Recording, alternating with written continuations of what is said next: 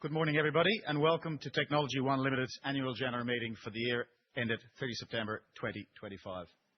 Apologies for the tight accommodation. This is a temporary accommodation while the exhibition centre has been renovated. We will be back there next year, so hopefully there's enough seats for everybody. My name is Pat O'Sullivan, and I am the Chair of Technology One. As a business with strong community ties and our mission of supporting our customers and the diverse communities that they serve, it is important that we take meaningful steps to increase our cultural awareness. I would therefore like to begin by paying our respects to the Anjan people of the Turrbal and Jajira Indigenous groups who originally inhabited the land we are upon today. Today's meeting will be run as a hybrid meeting with shareholders attending face-to-face and via the online platform provided by our share registry MUFG Corporate Markets. This enables shareholders to participate in the meeting irrespective of where they are in the world, and I warmly welcome those of you participating online. Before we start, I would like to play a small video to introduce our new shareholders to Technology One.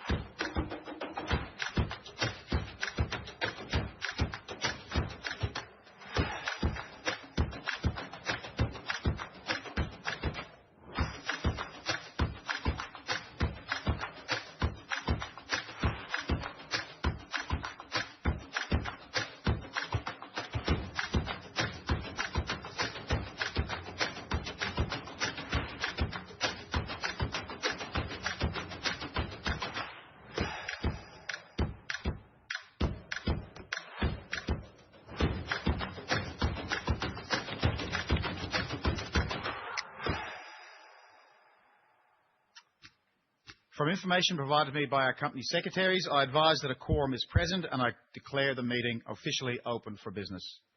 I would like firstly to introduce my fellow directors. From my right, Mr. Ed Chung, our CEO and Managing Director, Mr. Peter Ball, the Chair of our Audit and Risk Committee, Mr. Cliff Rosenberg, the Chair of Nominations and Governance Committee, Ms. Sharon Doyle, Dr. Jane Andrews, the Chair of the Remuneration Committee, Ms. Deborah Eckersley, Mr. Philip Davies, and Mr. Paul Robson. Let me also introduce Mr. Cale Bennett, our CFO, and Mr. Stephen Kennedy and Mr. Matthew Thompson, our company secretaries. There have been no apologies tabled for today's meeting. I note our company's auditors, Ernst & Young, are represented here today by Ms. Sally Ann Jemison. Also, we have a number of Technology One staff here today in their Technology One shirts, and I would like to also thank them for helping us.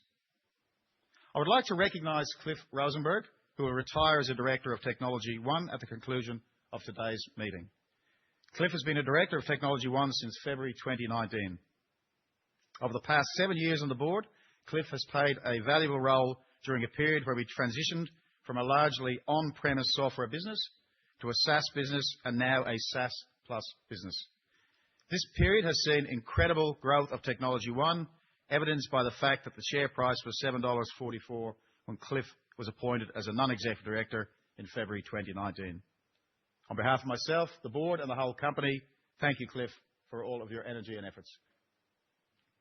Before we start the formal part of the meeting today, the CEO and Managing Director, Mr. Ed Chung, would like to take the opportunity to provide an overview of the company's performance in FY25 and the strategic direction going forward. The slides you will see today have been lodged with the ASX. So let me hand over to Ed.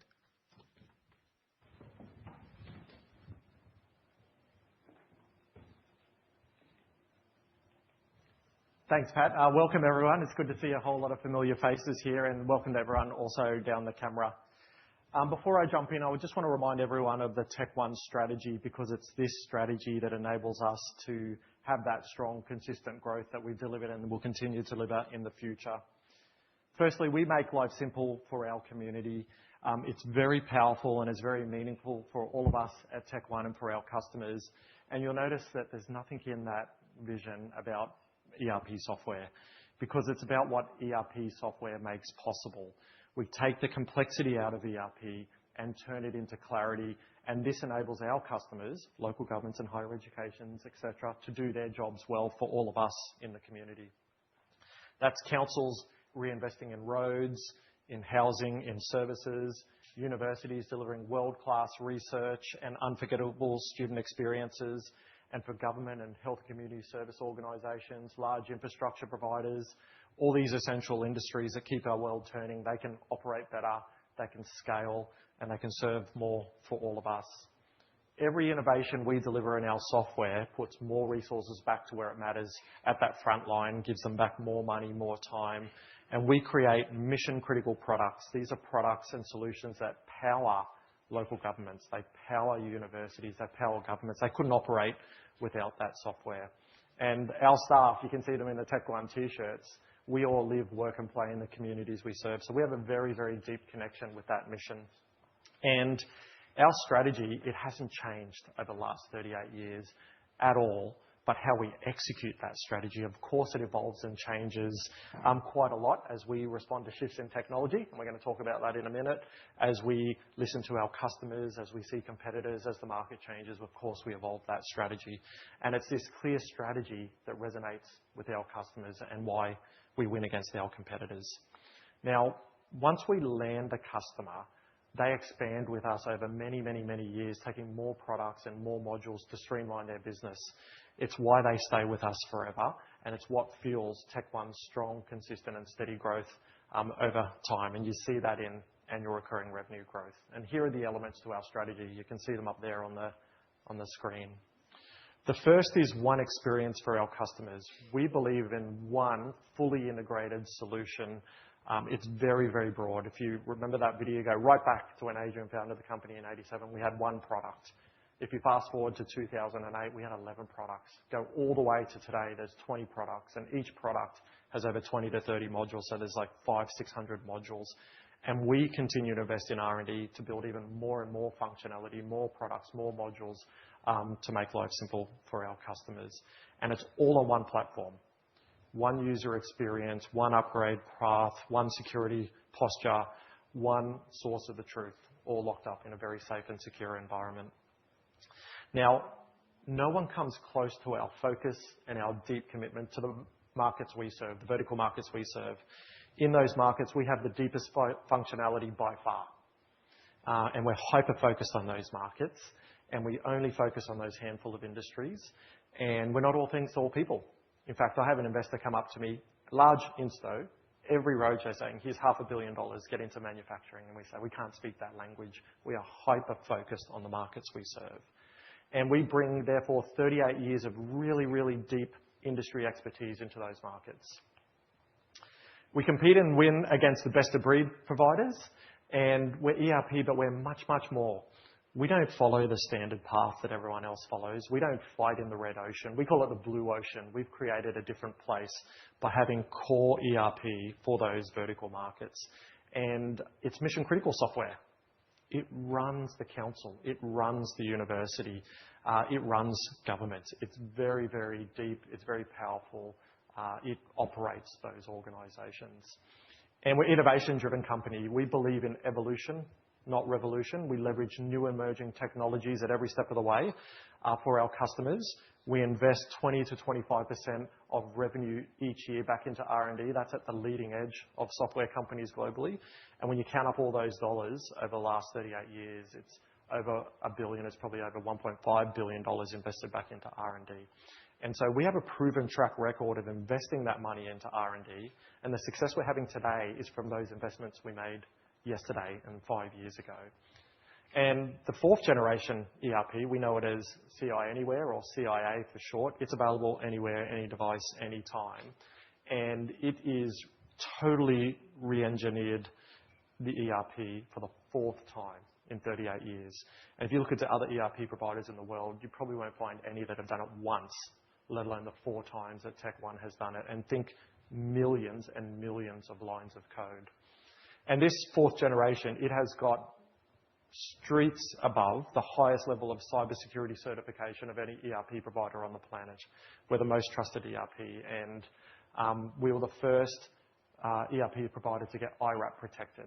And this is for the types of organizations in Australia that if I told you, I'd have to kill you. They're very secret squirrel.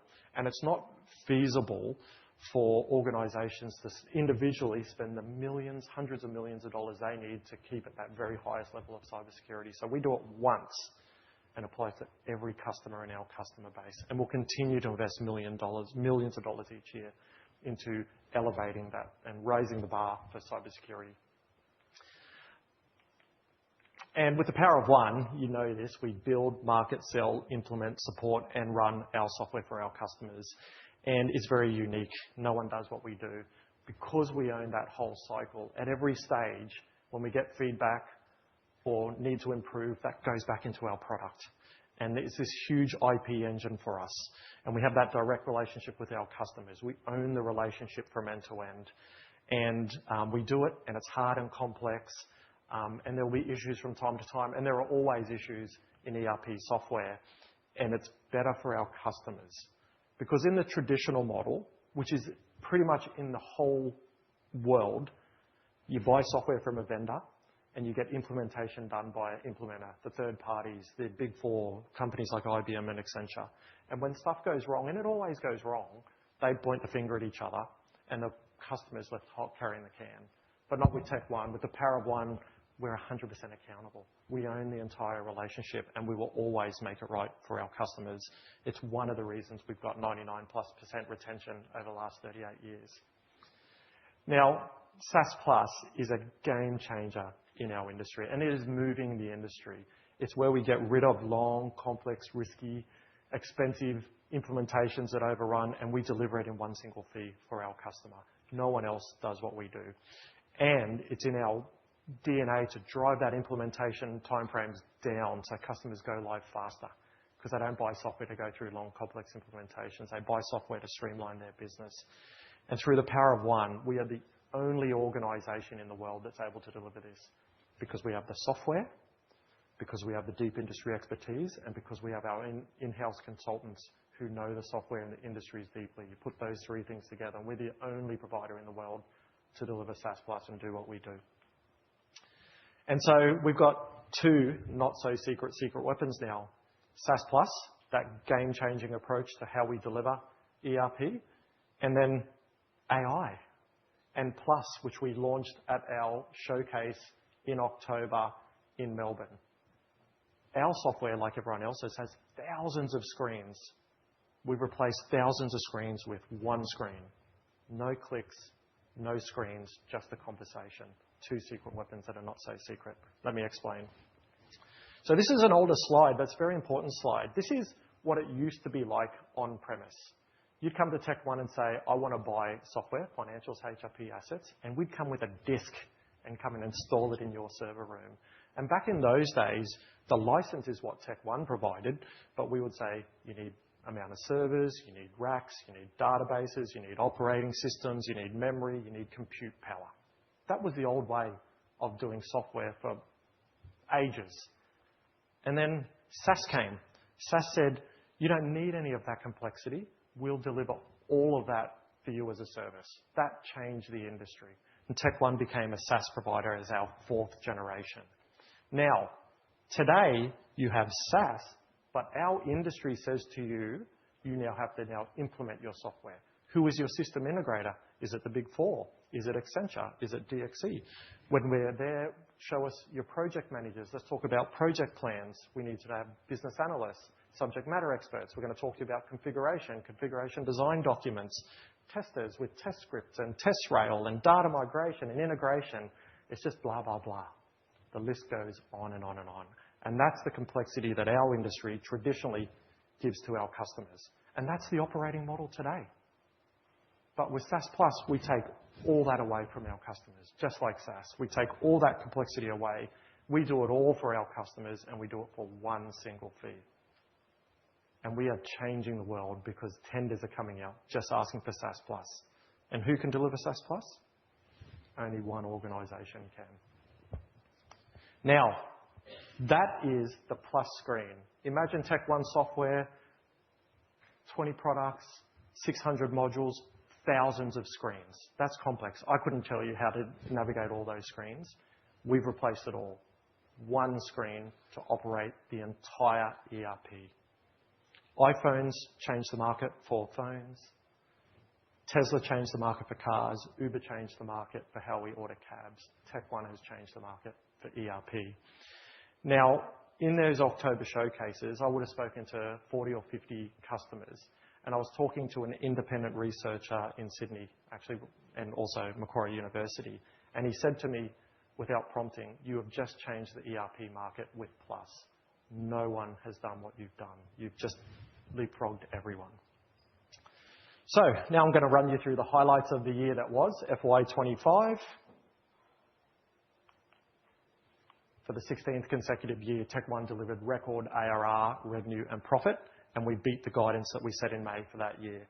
Now, that was built on that strategy that I just talked about, just executing well on that strategy. And if you look at the results, they talk for themselves. We started the year celebrating 25 years as an ASX-listed company, and we ended the year as an ASX 50 company. SaaS Plus, I won't go into that again, but that is our game-changing offering, which is changing the world and has changed the world. It's fueling our growth. That, with our ERP, is fueling our growth. And this, in turn, enabled us to deliver 18% ARR growth to about 555 million and profit growth of 19% to 181.5 million.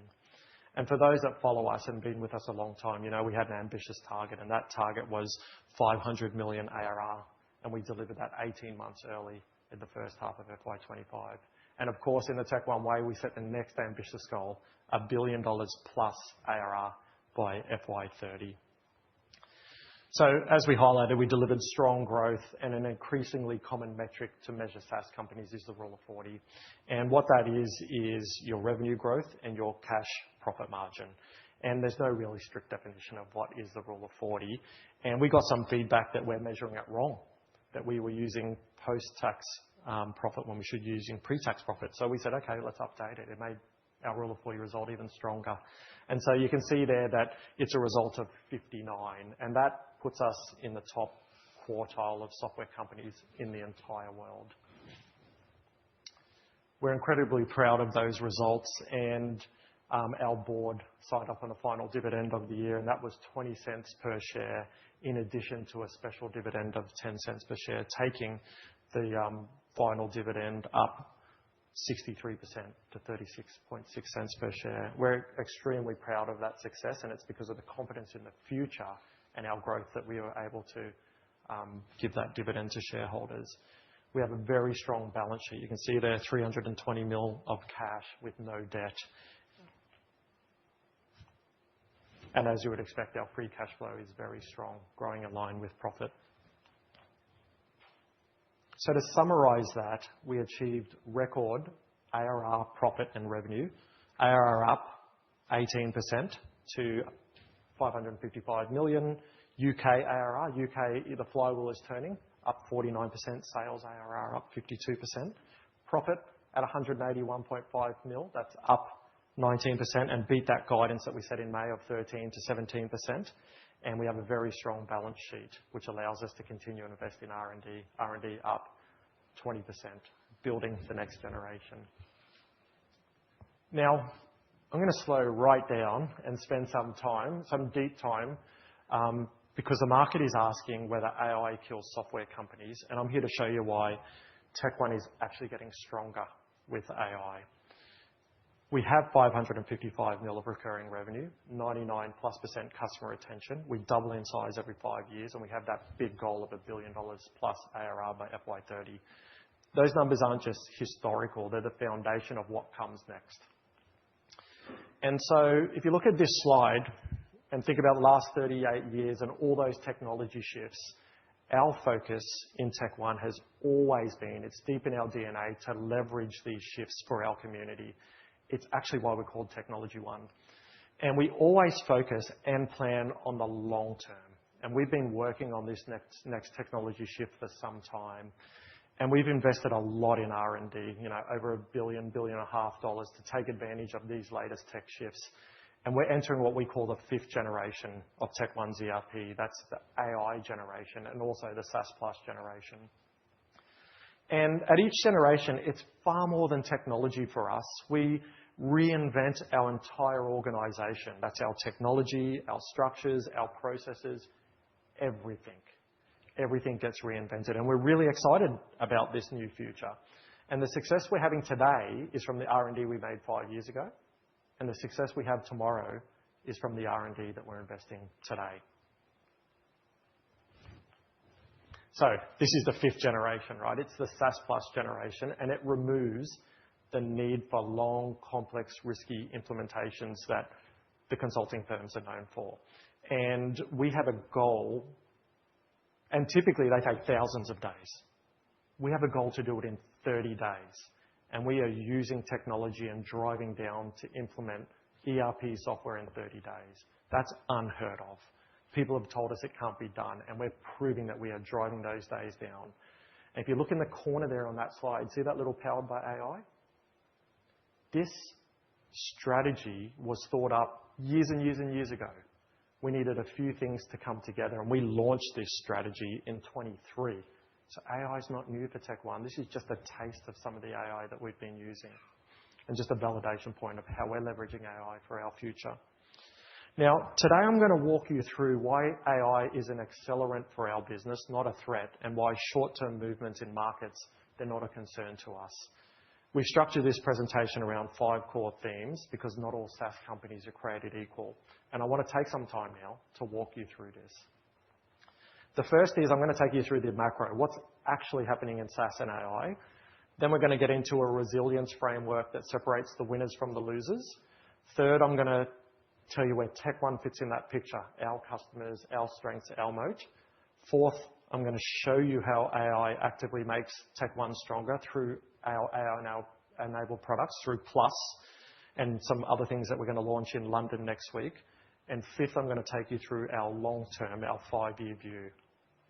And finally, I'm going to take you through our upgraded guidance for FY26. Now, we are increasing the guidance, and it's not optimism. It's confidence in everything we've been doing. It's confidence in our pipeline in Australia, New Zealand, the UK. It's the momentum of SaaS Plus that we've talked about, and it's a response to Plus and our AI-enabled products that will be launched shortly. So I'm going to get into the first part and show you what's really happening in SaaS. So have a look at this picture here. People in the market are saying that SaaS is dead, but there's a very specific type of SaaS that's going to die, a very specific type of software business. So on the screen here is traditional SaaS. This is the model that's been around for the last 15 years or so, and it's a very simple playbook. Companies would find a common business process, build a workflow, build a really good user interface, add some integrations around it, and charge per seat per month. And then they would defend their position with switching costs and minor tweaks to the product. That is the playbook for SaaS companies over the last 15 years. And so what's changed? Well, AI's changed. Co-workers changed. And you've seen or probably read about AI plugins that allow AI to log directly into your systems. For example, your CRM, your customer relationship system, and perform entire workflows autonomously. And you would have read lately, Anthropic brought out that legal analysis, and that has spooked the market because there's no human in the loop. And this is the part that's really frightening everyone. Now, because if an AI agent can do the work inside your systems, why do you need 15 different SaaS companies or providers with pretty dashboards sitting on top? If AI agents can do the work of employees, you don't need hundreds of SaaS subscriptions, and in our world, that's commonly known as seats. So if AI agents don't kill the software directly, it kills the headcount that uses the software, which kills the per-seat revenue model, which kills that software business. So what's changing? Let's look at the picture on the right. Right now, value is getting sucked up to the top, that agent layer. That's actually executing the work that people used to do, and downward into the system of record. That's the data, the workflows, the compliance, the security, the infrastructure. Everything in what's called that thin middle, that's the SaaS user interface, the dashboards, the screens, that's where you click. That gets crushed. That's why you're seeing valuations, valuation multiples drop significantly, against the world's largest SaaS companies. It's not because people don't need what they do. It's because the investors realize that the moat around having a nice user interface and some integrations is paper thin, and the AI agent can bypass that user interface totally. The interface used to be the product. Now it's just a shell. That middle layer, that SaaS user interface, it's getting squeezed from both directions, the top and the bottom. The value moves up to the agent layer, and the value moves down into the system of record. Because here's the thing, AI agents are only as good as the data they can act upon.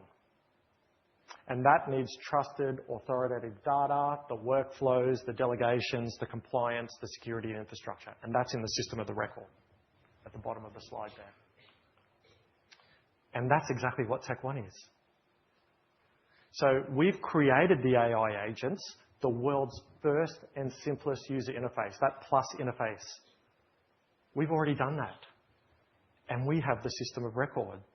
So when people ask, is SaaS dead? The answer is, it depends where you sit in that layer, in that diagram. If you're a screen interface, you should be worried. If you're system of record, you've probably been never more valuable. Okay, so these are the three implications from the shift, and they're all playing out in real time right in front of us. First, the users and interfaces are being disrupted. AI agents are replacing traditional SaaS users, their routines, their workflows, and conversational AI, like Plus, which we've already launched, is replacing complex screen navigation. The two layers at the top of the stack there are being fundamentally disrupted and fundamentally reshaped. And this is where the market fear comes from. And for companies sitting in those layers, it's legitimate. Second, the per-seat pricing is under pressure. If AI agents do the work of employees, you need fewer software seats. It's quite logical, right? That per-seat model that built SaaS companies and built SaaS fortunes is structurally threatened. And IDC, a research house in our tech space, says by 2028, that's gone. That's dead, the per-seat pricing model. We saw this coming decades ago. We've never been per-seat pricing model. And we don't charge per seat, and we're going to show you how we charge in a few moments. And third, and this is the critical one, the systems of record with proprietary data, the workflows, the delegations, the compliance, the security, the infrastructure, with mission-critical platforms and deep domain expertise, and businesses with outcome-driven pricing, they're going to gain from it, not lose from it. And that third point, that's Tech1. Let me show where we sit. And there's going to be a framework that we're going to go into to make this more concrete. So I've set the macro. I've set the macro of what's killing SaaS companies. Now, let's look into this framework used to assess SaaS companies and their resilience to AI disruption. Now, this framework comes from Jarden. It identifies 7 dimensions that determine whether a software company thrives or struggles in this new era, this AI era. Now, I'm going to go through each one of those and how Tech1 fares. The first one you can see there on the screen is AI capability investment. Now, we're not bolting on AI as an afterthought. AI agents and Plus is already deeply embedded across all of Tech1 software. We demonstrated it in our showcase in October last year. And we're launching some even more exciting things next week in our London showcase. Now, that investment in AI allows us to build even more software, even faster with the developers we have, making us more productive, giving us more value to our customers, all within our guidance. It doesn't change our guidance at all. The second is proprietary data. We have 38 years of first-party operating data for mission-critical context and mission-critical processes. We hold the source of the truth that third-party AI simply can't access securely. We have insights across over 1,000 customers, hundreds of councils, hundreds of unis and governments that create a data advantage that no one else can match, all hosted within secure countries, secure jurisdictions that comply with the highest level of cybersecurity certification on the planet for our customers. The next two there is domain expertise and regulation. I can't stress enough, it's mission-critical products that run a council, run unis, run governments, highly regulated industry. We have deep knowledge of how they operate, compliance, workflows, delegations, the regulatory framework, and foundation models simply can't replicate that. This is decades of accumulated knowledge, complexities of a council, complexities of unis, all baked into our software. And then customer embeddedness. We have 99+ customer retention over the last 38 years. We are the system of record. If we go down, the council goes down, the uni goes down, their operations stop. That's not a nice to have. That is mission critical dependency on Tech One.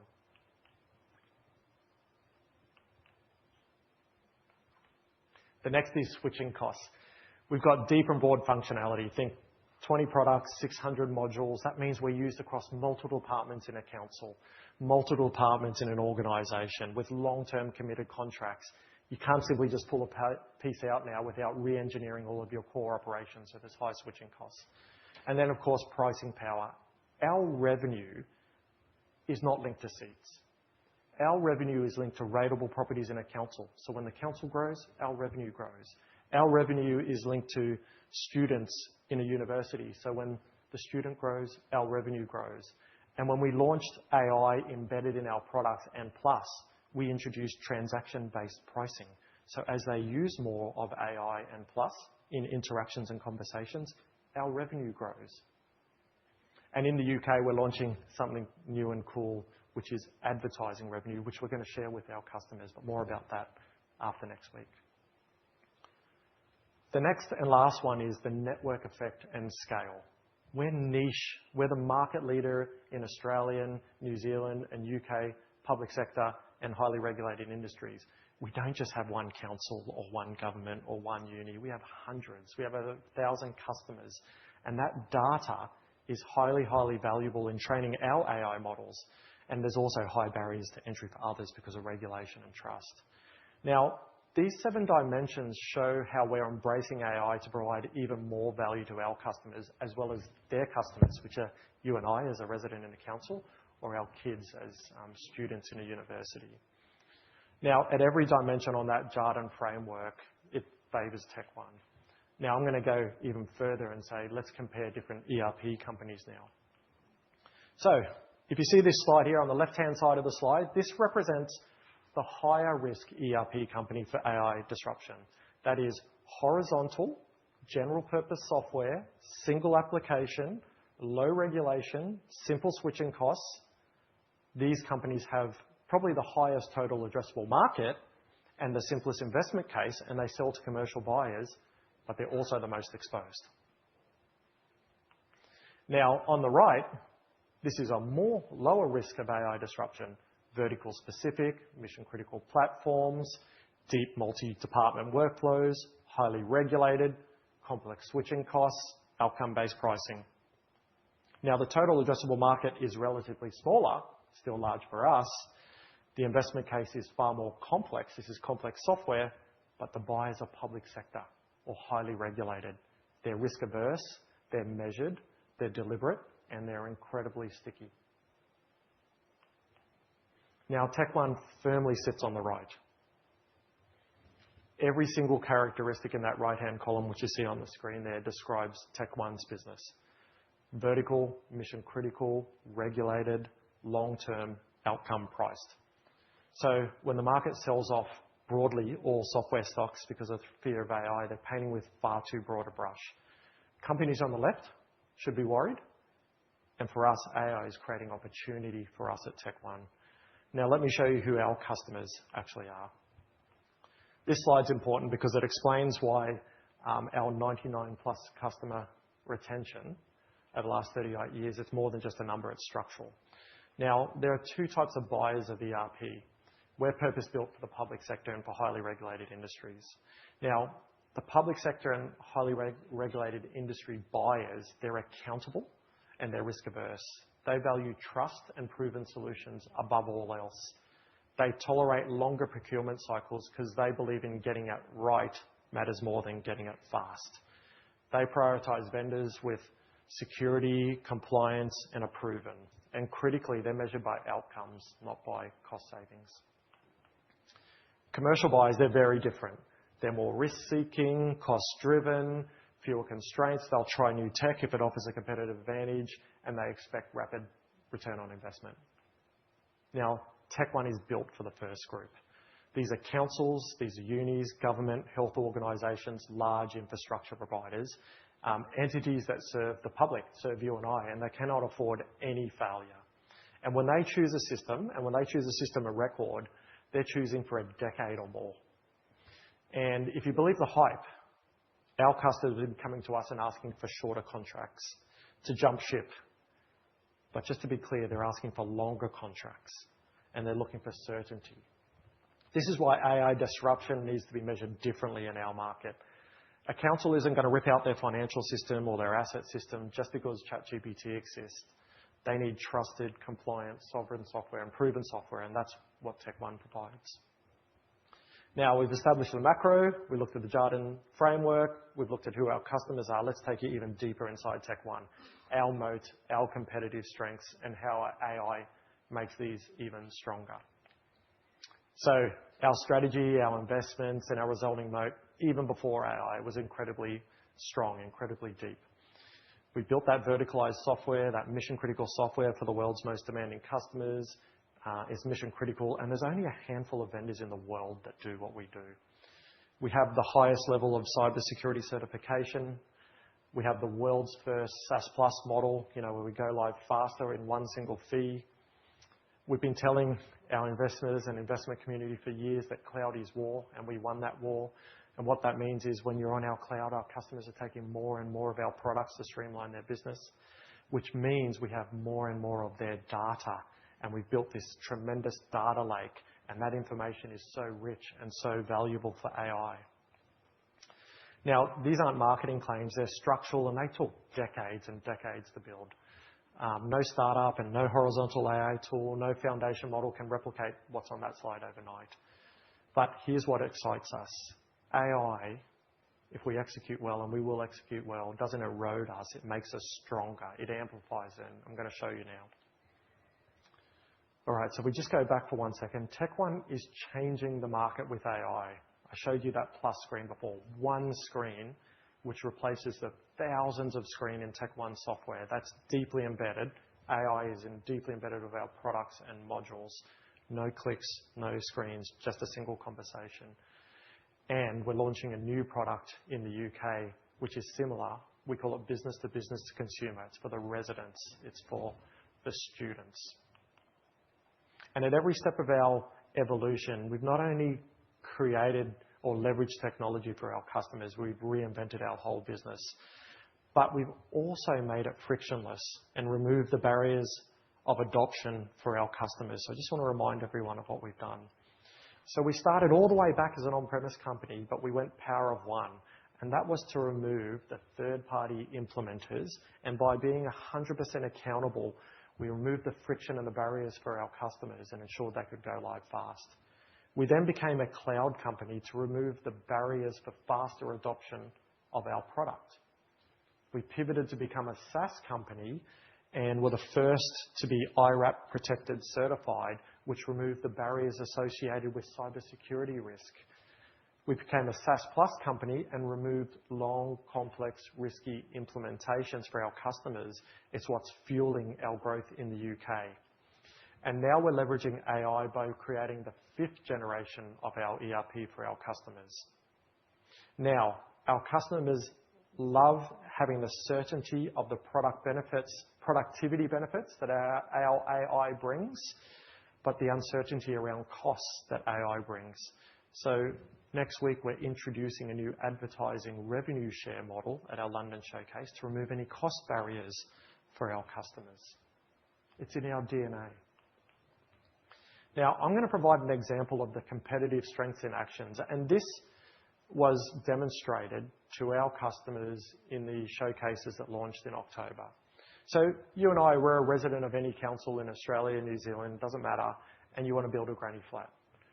As we demonstrated in the showcase, you go into one screen and ask our AI-enabled property and rating product in natural language to submit an application for you or I to build that granny flat or get permission to build that granny flat in our council.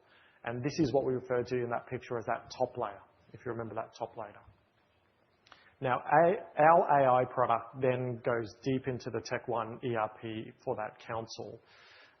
This is what we call the bottom layer, that system of record, and this is where all the value lies in ERP. It's not the agent layer, but the bottom layer, because that's the rules, the delegations, the workflows, the compliance, the security. And it goes deep into our products. Firstly, it looks at, for example, spatial, and it goes, where do you live? And it knows where you live and looks at your location and it can go right down to your block of land. It can then go into the property and rating software and go, what are the rules for your area to build that granny flat? It can then go deeper and go, what has been assessed outside of those rules by the planning department in that council? We'll go into the financials and give you your bill, and you'll pay that permit using enterprise cash receipting. And it'll also look at enterprise content management for those rules and for your application and secure it, store it very securely.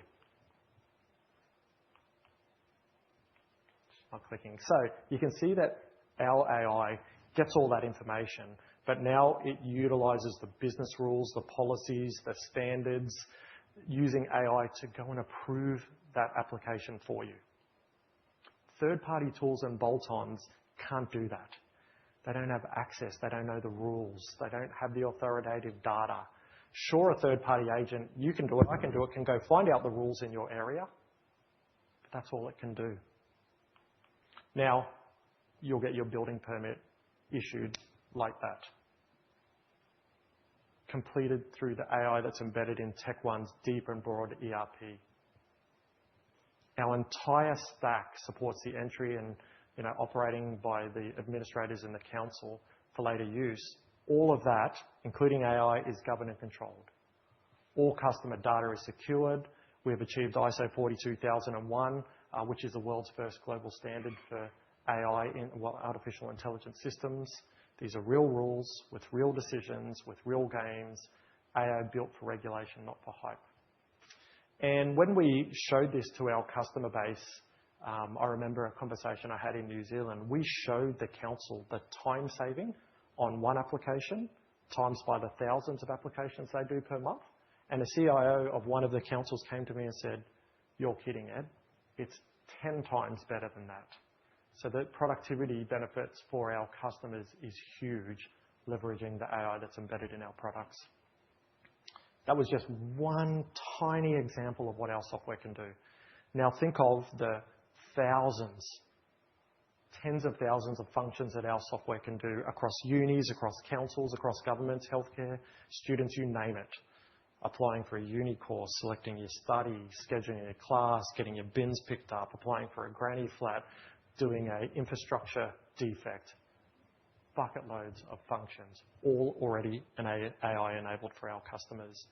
Now, as the niche market leader for public sector and local government, higher education in Australia and UK, we don't just have one council or one uni or one government department. We have hundreds. And that data is highly valuable in training our AI models. And there's huge barriers to entry for any competitors because of regulation, because of trust, because of cybersecurity certification. We have the domain knowledge for each of those vertical markets. We know the workflows. We know the business rules. And we have the business processes that our customers need. Now, it's in our name, Technology One. We take care of technology for our customers so that they can focus on their core business, which is serving you and I. And we can share those common business practices and share that data anonymized across councils, across unis, so that they can become more efficient. And you're going to hear me say over and over and over, we are our customers' AI strategy. Now, this is the slide that answers the key investor questions of how does AI actually make TechOne stronger? And the answer is in everything I just described to you. AI is deeply embedded in our products, plus that conversational screen gets rid of 1,000 screens, and what we're about to launch in London next week is part of why we come out stronger. Now, Plus in our agentic AI platform, it's built in. It's embedded across all 20 products, 600 modules.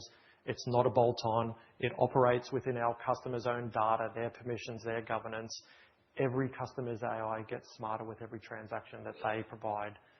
And because it's built in, customers don't need to pick third-party tools that could breach sovereignty, etc. It's all built in.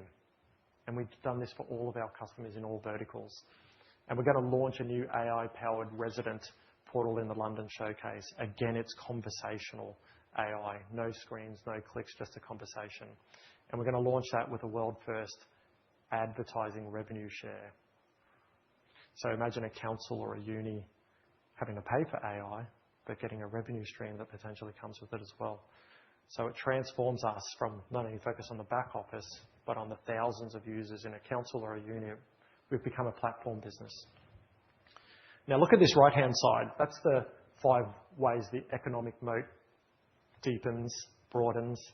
The switching costs increase because AI is trained on customer data, and it becomes uniquely more powerful for our organizations that we serve. The data moat widens because every transaction creates more proprietary data in the models. New revenue streams are unlocked, as I discussed. We've never been seat-based. Ratables for councils, students for a university, transactions for AI, and an ad revenue sharing model. So we describe this as both a sword and a shield. A shield in it protects us from third-party AI incursion, and a sword because it's opening up new revenue streams through end-user monetization for us. This is why we say AI strengthens our position and deepens our moat. Now, look at this slide, just updated through what I just showed you. Everything on this slide was already strong, but with Plus and our new AI-enabled products on top, every one of these gets even stronger. Our verticalized software has embedded AI. Our mission-critical apps now have an AI interface. Our customer retention strengthens further because we are their AI strategy, not just their ERP. Our investment in AI allows us to build even more software, more features, more functions, even faster for our customers, making us more productive, all within our very open and public guidance parameters. The moat was wide before. With AI, it gets deeper. Now, I just want to pause a little bit and land this central message of this presentation. Our customers in public sector and highly regulated industries, it's just like everyone else in the business world. They're under the same pressure to leverage AI every day to make their life more productive so that they can provide better services to us, their stakeholders. We are their AI strategy. Now, we're not a company that needs to figure out AI to survive. We're a company now that's leveraging AI. We've been working on it for the last 5 years to become even more essential to our customers. We own the data, we own the products, we own the platform, and now we own the AI layer too. SaaS isn't dead, but value is shifting, and it's shifting towards exactly what TechOne's built over the last 38 years. And the proof's in the pudding. So the first metric we can share with you is the early adoption of Plus, that nice user interface I showed you. In the short time that we launched Plus, only in October last year, so I think that's probably only really 2 months of selling with Christmas in the middle there, we have 20 plus customers, marking Plus as the fastest selling product in our history and the fastest to go from 0 to $1 million plus ARR. That's a pretty remarkable achievement for something that was only launched a couple of months ago, and it's not even in our customers' hands yet. They get it in the end of February and early March. So we've covered a lot so far in this presentation. We've covered the macro framework, the Jarden, 7 things, our position, our AI strategy. Now I'm going to change gears and show you our 5-year view, starting with our track record. Now, over the last 38 years, as we say, we've invested a bucket load in R&D to take advantage of the latest technology for our customers. And we're entering that 5th generation. That's the AI generation and the SaaS Plus generation. And for us, it's more than just a technology shift. We reinvent our entire organization, our tech, our structures, our processes, our systems, absolutely everything. And if you was a fly on the wall in our business, you'd feel the buzz, you'd feel the excitement. And the success we're having today is from the investments we made yesterday, and the success we're going to have tomorrow is from the investments we're making today. We'll continue to double in size every 5 years, and our goal is $1 billion plus ARR by FY30. This chart tells a very simple story. TechOne has doubled roughly every 5 years, consistently through every market cycle, every technology shift. And at 15% compound, you double every 5 years. We're targeting 18%. So it's not just a hockey stick projection. It's a pattern we've delivered for over a decade. The maths for us is straightforward. It's the execution which matters. And you see that through our software. You see that through our customer excitement. You see that through our customer feedback. And of course, our track record of consistently doubling every 5 years. This gives me and us high confidence in our trajectory. What's different now is AI creates even more growth vectors for us. Plus will drive deeper usage and stickiness. It will introduce new revenue streams. The AI products we're going to launch next week in London, an entirely new revenue stream. These are additive to the organic growth that TechOne has already proven. Now, we're projecting $1 billion plus ARR by FY30. It's not just a round number. It's because of math and the momentum in our business supports it. All right, we're in the final section now, folks. Let me share our upgraded guidance. It was published early this morning and close with the key message that I want you to take away. We talk about heartbeats and rhythms in our business for as long as I can remember. It's drummed into me by Adrian. We do this because we're disciplined, we're focused, and we have a history of delivering. And as we've transitioned from on-premise to a SaaS company and now a SaaS Plus company, we've been able to carefully and surgically increase that heartbeat and rhythm in our business and up our guidance from the traditional 10 to 15%, which it must have been for 35 years, profit growth. Then in FY24, we went to 12 to 16%. Then in FY25 to 13 to 17%. And you can see from that slide, we have a track record of always delivering above, at the top of guidance. And we have those two not-so-secret weapons, SaaS Plus and AI. And the markets we serve, they're resilient. We're not impacted by the current geopolitical issues. We've got that mission-critical software with deep functionality in the markets we serve. We focus on the ERP and tech for our customers so that they can focus on you, the residents of a council or the students of the university. Our customers are independently verified by moving to TechOne SaaS and TechOne SaaS Plus. They save 40+%. SaaS Plus is driving our pipeline and driving more opportunities for us, and we have a very strong view on the pipeline for 2026, and we'll continue to benefit from our single instant global SaaS ERP, which will help us deliver that margin growth to our bottom line. So when you put all this together, we announced profit before tax growth for FY26 of 18 to 20%, upgraded from last year's 13 to 17%. ARR growth is forecast at 16 to 18%. And to be really clear, we're targeting the top end of that for both profit and ARR. And we're not expecting to beat it like the market has seen us do over many, many years. So a company growing consistently at 20% is quite an amazing feat. So our goal is to hit the top of both those ranges. Furthermore, all of the R&D investment we're doing in AI and products and SaaS Plus, it's all factored into that profit before tax guidance. And we will see immediate benefits of AI to our bottom line. In terms of the phasing between half one and half two, our FY26 deals, as always, are second half weighted. So as normal, there'll be a bit more ARR growth in the second half than the first half. For the full year, our free cash flow generation is expected to equal net profit after tax. That's the health of translating that accounting profit to cash. It will be 100%. And we've invested in our AI showcases in Australia, New Zealand, and next week in London. And these are big investments. It's a big event with a very clear commercial opportunity, somewhere in the order of $8 to $9 million.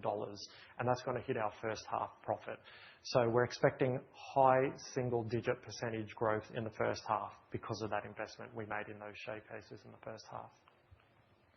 Now, half two profit will be robust, and that's how we're going to deliver that 18 to 20% upgraded guidance. We're increasing guidance. It's not optimism, it's confidence. It's confidence in our pipeline in Australia, New Zealand, and the UK, the momentum of SaaS Plus, the response to AI and Plus, and the excitement of what's yet to come. We've earned that, and what we've earned and delivered over the last 38 years. We don't guide up unless we can see it in the numbers. So I just want to now close where we started. SaaS isn't dead, but value is clearly shifting from users and interfaces to outcome-based models. And that shift favors everything that TechOne's built over the last 38 years. We own the data, we own the products, we own the platform, and now with Plus and AI built in, and what we're launching in London Showcase, we own the AI layer too.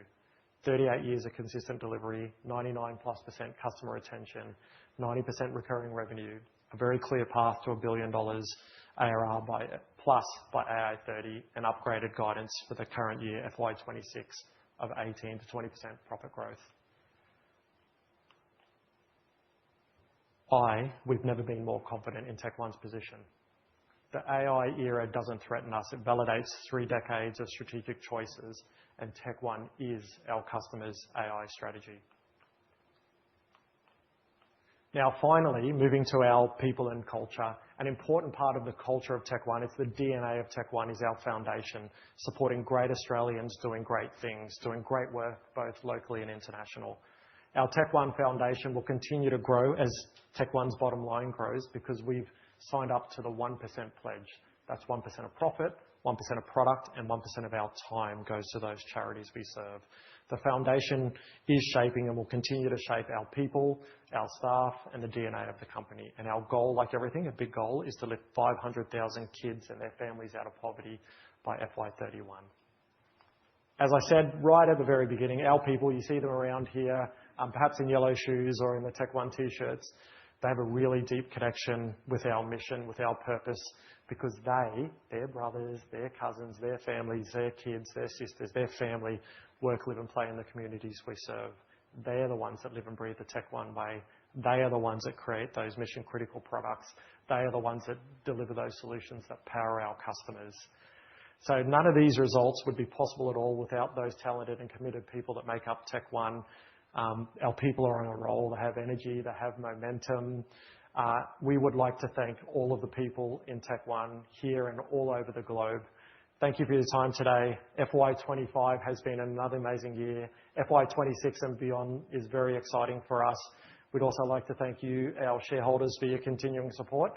To end, I'd just like to play a mashup video which shows the fun and shows the DNA of the people at TechOne. Thank you.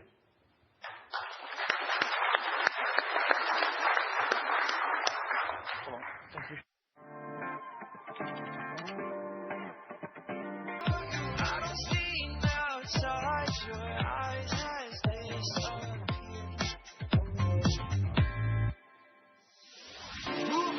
Side to side, up and down, I like you all around. I like you all around. Want you close to me, on your feet, never coming down. Never coming down. Got me floating to the ceiling for you. I just can't explain this feeling for you. Got me floating to the ceiling for you. I just can't explain this feeling for you.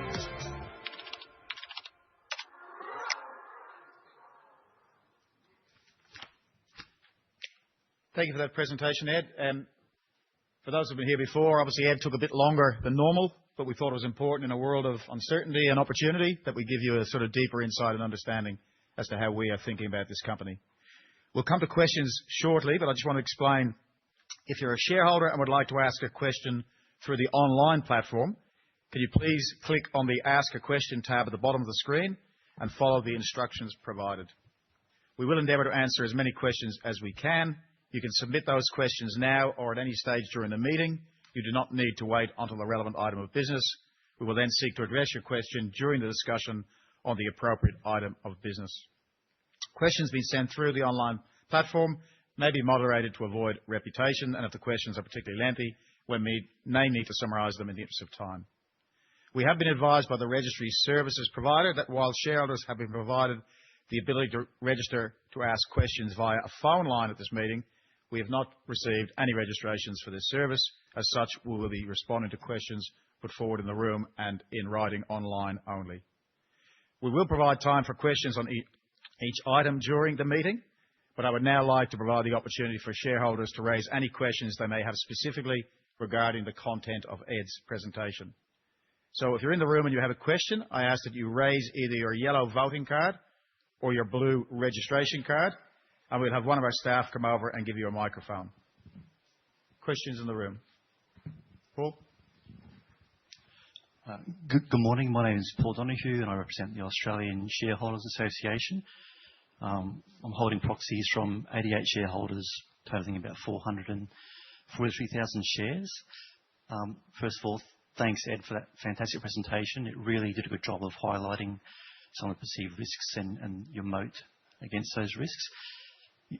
You talked a lot about agentic AI, but one of the other risks we hear a lot about is vibe coding, where you can use AI-assisted tools to help code software yourself. And there's this dream that customers can build their own software in-house. So obviously, building something like your product would be a massive undertaking, probably not realistic. But there's always going to be a niche that software teams have, internal software teams who are customers, to build things. Do you provide any way for your customers to not replace but augment your product in-house?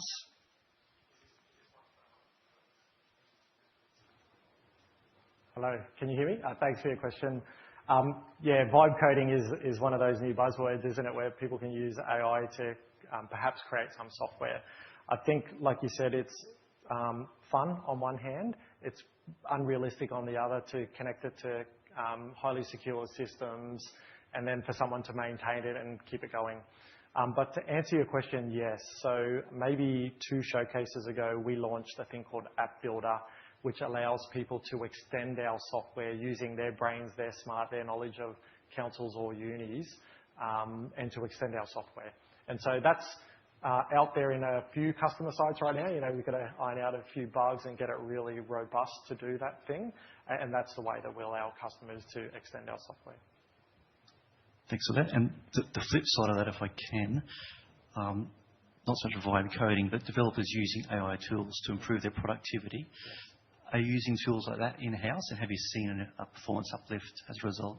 Yeah, we definitely have. So we, like every company, like our council customers, are asking our staff, how do we get productivity benefits using AI? And one of the earliest places is in R&D. So although we invest quite a lot in R&D, I think what you'll see is more and more features come out faster for our customers as we leverage AI for our own use, all within our guidance parameters that we set in the market. Great, thanks. Thank you. Question here.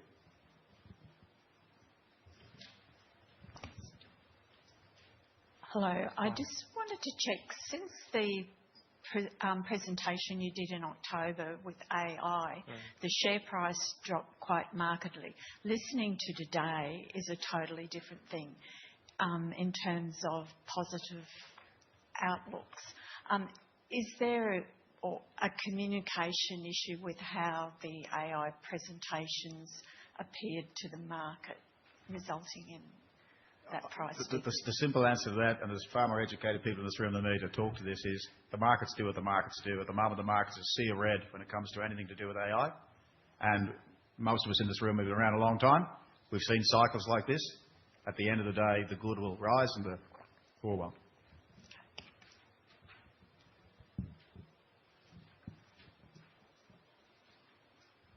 Thank you very much for your presentation, and it was brilliant. Any plans to expand to the US of A? If I say yes, I'm in trouble? No. You know, I might have told this story before. Pre-COVID, we did have plans, and you know, I think we might have even tried to do a tender here and there. But what we realised as an organisation, focus and discipline is what gets the results. And so if you look at the amount of time, effort, blood, sweat and tears we put into not only Australia and New Zealand, but the UK, that's where our focus is. The market is huge. The opportunity is massive. We deserve to be in the US, I think, but our focus is really executing well and delivering for the customers and, of course, therefore, shareholders in the markets that we are currently. Stephen, questions online? Yes, Pat. We've got 3 questions online. The first is from Jeff Rogers. He says, "Hello, Ed. Thanks for the results in the presentation. What do you see as the growth path for T&E? Will the rate of growth increase in the future, i.e. super compounding?" No pressure. I think, thanks for the question. You know, we talk about that heartbeats, you know, Tech One growing at 10 to 15%, getting to where we are, you know, consistently 20% year in, year out. That's in my words, mind-boggling that any organisation can do that over and over and over. And doing it at those rates is, in fact, doubling in size faster, isn't it, than 5 years? It's probably 4 if you do the math. So I think we'll just stay at those rates because in the end of the day, we have to still deliver for our customers, right? And so you've got to get the balance right of growth and delivery for your customers. And so I'll just finish there. Thank you. The next question is from Stephen Main. He says, the share price has bounced almost 10% today, but at 23.50, it's still a long way below the record high of 42 in June last year. We've clearly been hit by the global AI disruption fears, just like the chair's other ASX 100 company car group. What is the chair, Pat O'Sullivan, personally doing to upskill on the AI threat? Has he travelled to Silicon Valley many times since the release of ChatGPT? And who are his key external advisors on the AI threat in such a fast-moving environment? Thanks for the question, Stephen. So I'm blessed to chair 3 wonderful Australian technology companies, and I couldn't be surrounded by better people that educate me every single day. And the next question we have is also from Stephen. He says, do Australian councils ever band together and deal with us collectively in order to strengthen their buying and negotiating power, or do we pick them off one by one? How strict are the privacy provisions in our local government contracts? Are they suitably tight that councils are now allowed to talk to each other about our technology, services and pricing? And how common is our practice of signing single contracts that apply to multiple councils? Do you want to say that? I don't know where to go with that. We are on most government panels, and that's where most of our customers buy from. I've almost forgotten the question. SK, can you ask that again? Yeah. And how strict are the privacy provisions in our local government contracts regarding discussion between the councils? This is about, purchasing. Our government customers, as you can imagine, are not competitive. They talk to each other all day, every day. You know, the value of our product talks for itself. And so, you know, yes, they talk to each other. Yes, they talk to us. But we deal with each individual council individually. Are there any other questions, Steve? One more from Stephen. He's asked, shares in corporate travel management has been suspended since August 22 last year over accounting irregularities, with talk that it may be broke. Their founder and CEO quit 12 days ago. On December 8, our chair and CEO made an ASX announcement defending our CFO, Cale Bennett, who spent 4 years as Deputy CFO or CFO of Corporate Travel Management before joining us as of 2 years ago. Please provide an update on the situation. So as we said in that release, for those in the room who aren't familiar, so Cale Bennett, who's our CFO, worked at Corporate Travel Management a number of years ago. He's worked for us for a few years. And since he's joined us, he's done a really good job of helping the company grow to be an ASX 50 company. Ed and I have spoken to Cale a number of times about what's happened and is happening at Corporate Travel Management. And we've looked at what the public disclosures are from Corporate Travel Management. And we've got confidence in Cale at this point. But as we said in that release, we will continue to monitor the public announcements from Corporate Travel Management. That's all online. Was there another question in the room? Yep. Yeah. Well, thank you for the presentation this morning. My question relates to data storage. Obviously, the growth in data storage just for the company is going to be immense, but there's a big competition for storage around the world now. Just wonder, is it an issue for the company, and how do you handle data storage? Thank you. Deep in the bowels of the TechOne SaaS platform, it's powered today by AWS and Amazon Web Services. And so we are one of their most important customers from this side of the world, and we work with them a lot in leveraging new technologies to provide faster, cheaper, better, and more secure services to our customers, data storage just being one of them.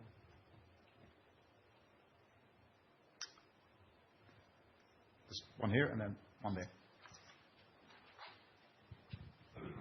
Thank you for your presentation, Ed. Very illuminating. I'd just like to ask you, you said you had 22 customers already on your AI, which you released in October. Yes. Is that one of the main components driving your upgraded second half? It's really just the confidence in everything we're doing, the confidence in our pipeline, the confidence in SaaS Plus, and it is the confidence of AI as well. So it's one key part of it. Paul? No, sir. A few people have mentioned the share price, and I appreciate you don't control that. But given that there seems to be a major disconnect between operational performance and market sentiment and the share price, are you considering a share buyback to take advantage of the undervaluation? We consider capital management the whole time, Paul. As you know, we've got a lot of cash. We think about what we do with that. There's lots of opportunities around the world at the moment, and we will, in time, decide how we spend that cash. Okay, thanks.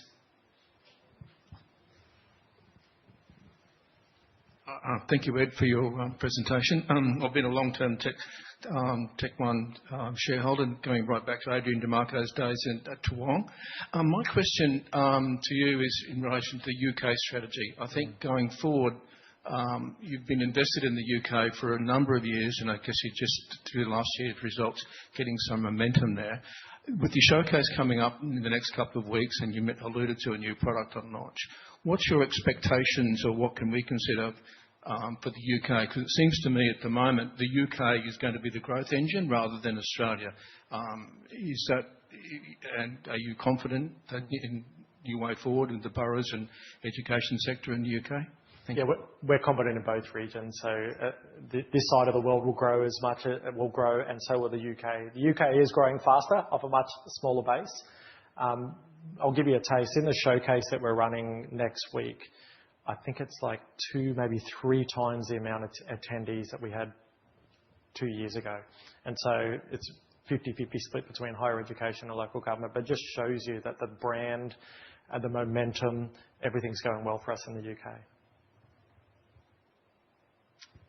Okay, there'll be no more questions at the moment. I will turn to the formal part of the meeting. The notice of meeting was issued to all registered members on the 13th of January 26. I propose the notice of meeting provided to all members be taken as read. Everyone present here today is required to have registered at the front desk. This includes shareholders, proxy holders and visitors. If you're not already registered, I would please ask you do so now with a representative from MUFG. All proxies that have been received have been inspected, and all those validly lodged have been accepted and registered. A register of proxies received is also available. I've been advised that 563 valid proxy forms have been received, representing more than 235 million votes, being approximately 73% of available votes. We will now go through the procedure for today's annual general meeting. We will be conducting a poll for each resolution at today's meeting. Shareholders and proxy holders intending to vote will have been given a yellow voting card on registration, which they will need to use at the time of voting by completing the voting card at the appropriate time, either in favour, against, or abstaining on a resolution. Shareholders that have already voted prior to this meeting will have today been given a blue card on registration. For those shareholders participating in the meeting via the online platform, you can cast your vote using the electronic voting card you received when you validated your registration. If you have any questions about casting your vote online, please refer to the online platform guide. Those registered shareholders attending the meeting online today will have the functionality to vote and ask questions on their devices. I will consider the questions submitted online after I've taken questions from the floor on each of the motions.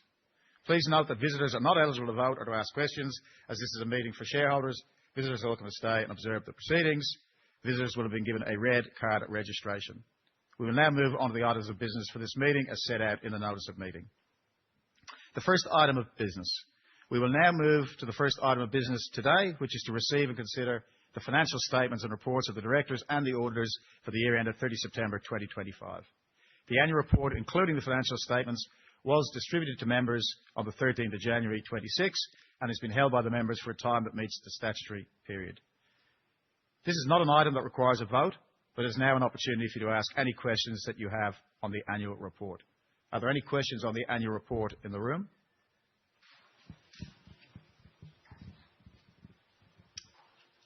The 2.7% drop in operating margins was attributed in part to the transition to SaaS+. Specifically, upfront consulting income is foregone in return for higher annual revenue because the implementation costs are baked into the SaaS+ subscription price, and then those costs are spread over a number of years. Can you explain a bit about that margin compression? Is it a permanent thing, or does it bounce back later on as the contract matures?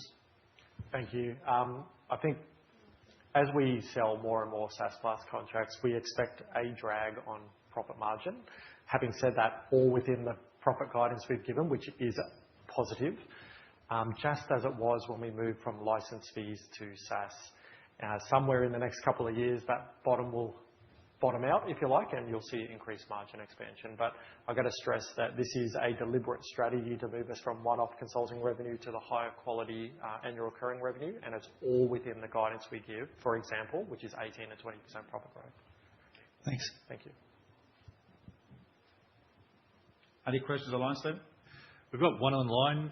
Thank you, Pat, from Stephen Mayne. He asks, "Thank you for disclosing the proxies early to the ASX, and well done for receiving strong support on all items, including this remuneration report vote. Given the disruptive and potentially existential threat of AI to some Stephen, software..." I'm just going to stop you there. Yep. We'll do that on the REM report. That's okay? Okay. All right. Any other questions in the room? Okay. If not, we will move to the resolutions to be voted on.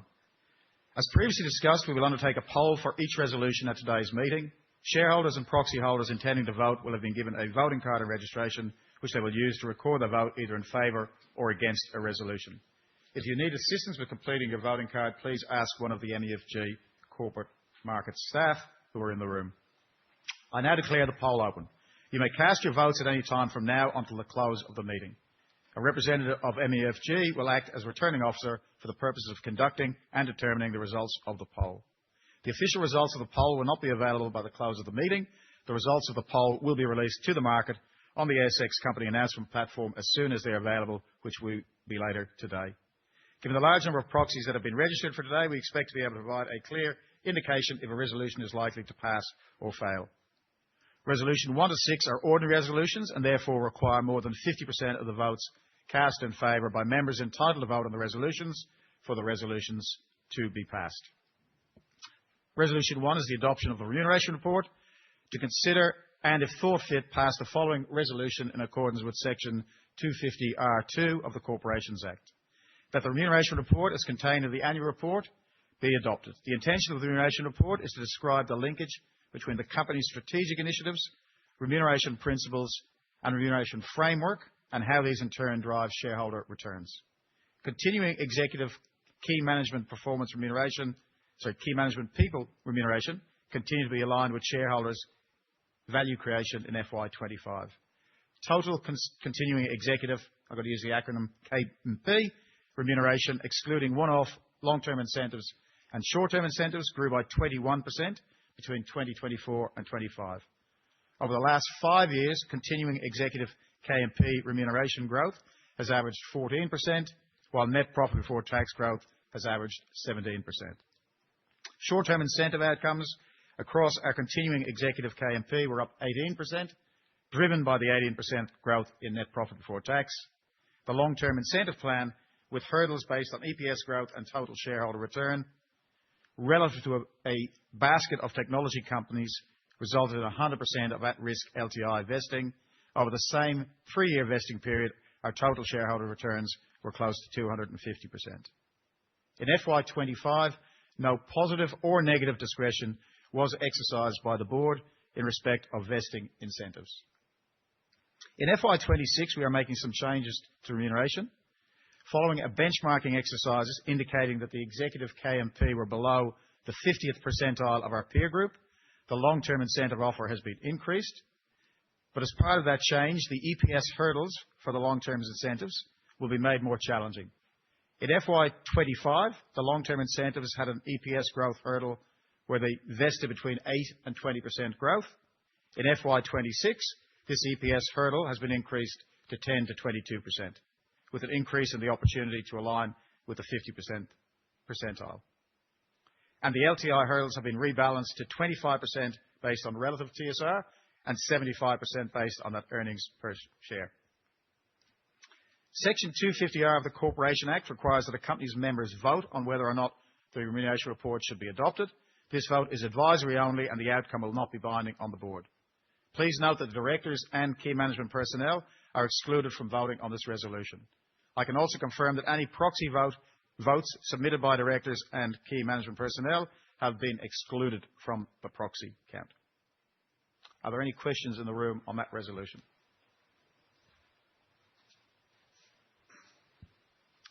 Steve? Oh, sorry, Paul. Yep, sorry. More a comment rather than a question. So your remuneration report largely aligns with ASA's guidelines with a few minor deviations, which we've raised previously. But this year, we noted two small but positive changes, so I just want to call them out. So previously, 100% of the short-term incentive was paid as cash. To understand it now, 20% deferred portion is now paid as equity, which is more in alignment with our guidelines. And so when shares are granted to employees, you're now buying them on market. Previously, you just issued new shares. I think all the technology companies in Australia just issue new shares, so buying them on market is much more shareholder-friendly. So just congratulations on those two changes. Thanks, Paul. Stephen? Yeah, sorry. To continue with Stephen's question, given the disruptive and potentially existential threat of AI to some software providers, have we inserted any specific AI-related KPIs into the KMP's incentive arrangements, or are we planning to increase emphasis on resisting and defeating the AI insurgency in future incentive arrangements? Yeah, so we continually look at the incentives for remuneration for executives, and as Paul pointed out, we do listen to what shareholders say and what proxy advisors say, and we make changes where we deem them appropriate. Clearly, in terms of innovation, which is what AI ultimately is, this company is an innovation company and has been for 38 years and will continue to be. We think the management have got fair but stretched targets this year. Ed and the team are working very hard to deliver on the new guidance, and that's the way our incentives have been set up. No further questions. Thank you. We will now vote on this resolution. The proxy votes received prior to the meeting are now displayed on the screen. I will now ask you to complete your voting card with how you intend to vote on this resolution. And from the proxies, as you can see on the screen, we expect this motion will pass. I'll now move to Resolution 2, the re-election of Dr. Jane Andrews as a director. To consider and, if thought fit, pass the following resolution as an ordinary resolution. That Dr. Jane Andrews, who retires by rotation in accordance with Rule 19.3 of the company's constitution and being eligible, be re-elected in accordance with Rule 16.2 of the company's constitution. I would now like to ask Jane to address the meeting and provide a brief background on herself and the experience she brings to the board of Technology One. Thanks, Pat. I'd actually just like to start by saying what an incredible privilege it's been to serve on the board alongside Pat and fellow directors, both past and present, and to work with Ed and the team. It really has been an immense pleasure. In terms of my background, my training is in biotechnology. I have a PhD in genetics and embryology, combined with training in finance and investment. I've enjoyed working with a number of different enterprises, and I'm attracted to businesses that use innovation to make a substantial difference to customer outcomes. And in the case of Tech One, developing compelling products to solve customers' problems. In those kind of businesses, I'm accustomed to taking a long-term strategic view, and I recognise the need to invest in research and development, both to grow and protect market share, and also the need to take calculated risks that balance opportunity with appropriate safeguards. But ultimately, I recognise that any venture is dependent on the quality of the team running it. In terms of my experience at Technology One, I've served on the Remuneration Committee, the Nominations Committee, and the Audit and Risk Committee since 2016. And it's been my great pleasure to chair the Remuneration Committee since 2020. I've really enjoyed the opportunity to talk to investors and proxy advisors about the company's strategy, about our governance, and about our remuneration. Although Ed has talked a bit about Tech One's philosophy of focusing on evolution rather than revolution, as a former geneticist, I'd have to say that we've evolved pretty rapidly over the 10 years I've been on the board.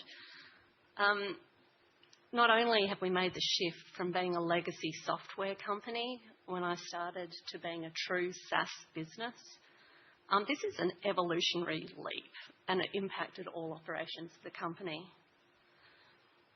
From a governance point of view, we experienced the retirement of our founder, Adrian DeMarco, and I think we've managed very smoothly the succession, first to Ed as CEO and then to Pat as Chair, and they've both been exceptional replacements.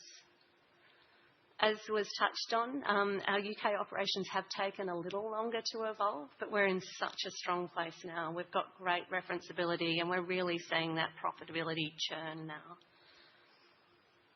We've made some strategic acquisitions in the form of Scientia and CourseLoop, and those have been really valuable, both in terms of expanding our product depth, but also providing an expanded customer base from which we can land and expand.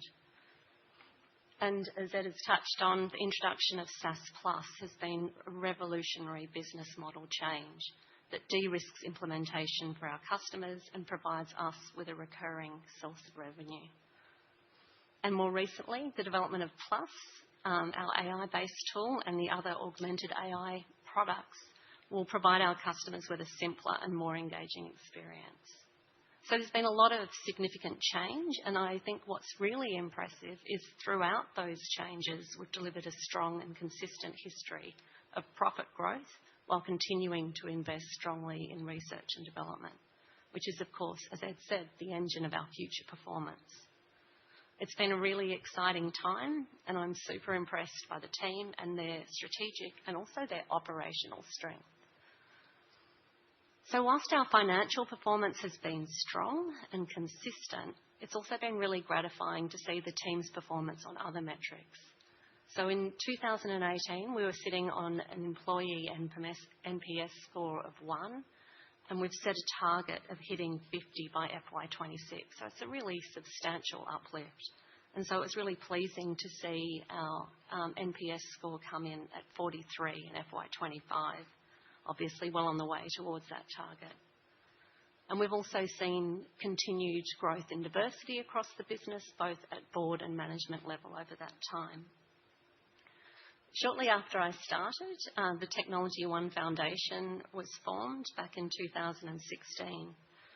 And it's been really rewarding to see the significant impact that that foundation has been able to have on the business, on our communities, delivering just over the last year $1.2 million. And we're well on our way to achieving our target of raising 500,000 children and their families out of poverty by 2032. And we've assisted nearly 150,000 families so far.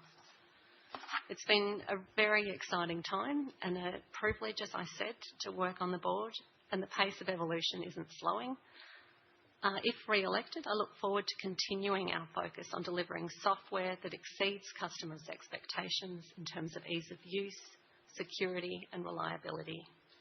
As a shareholder, I'm really excited about the many levers of growth that we have for the future, and I'm really optimistic about the ongoing performance of the company.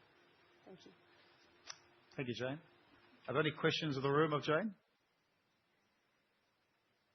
Paul? Someone else can ask questions as well. A question for Dr. Andrews. You're now the longest serving independent director. In that time, you've seen the board composition change quite a lot, that process of board renewal, and the mix of skills and experience is very different to what it was when you joined. Do you think that process is at the end now, or is there still more work to do to change the mix of board members? I think we're in a really great place right now. Obviously, as time goes on, the requirements of the company will change, and I'm sure that Pat and the team will continue to look at that. But I think we're in a really fabulous place right now. Thank you. Stephen, any questions online? We have one online from Stephen Mayne.